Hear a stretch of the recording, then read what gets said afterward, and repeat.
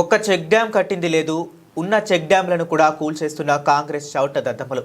పెద్దపల్లి జిల్లా ఓదెల మండలం గుంపుల మానేరుపై ఉన్న చెక్ డ్యాంను కాంగ్రెస్ నాయకులు అండదండలతో రాత్రికి రాత్రి కూల్చివేసిన ఇసుక మాఫియా.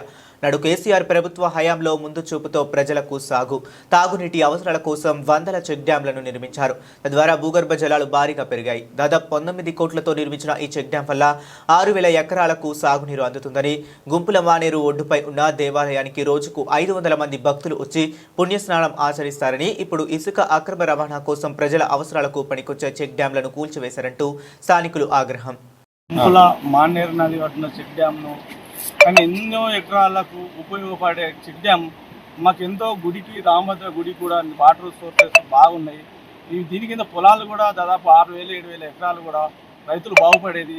కట్టినని దుండగులు ఈ ఇసుక మాఫీ వల్లనే ఇసుక మాఫీ వాళ్ళ దీన్ని ఊళ్ళగొట్టినని భౌగోటంగా మేము చెప్పడం జరుగుతుంది.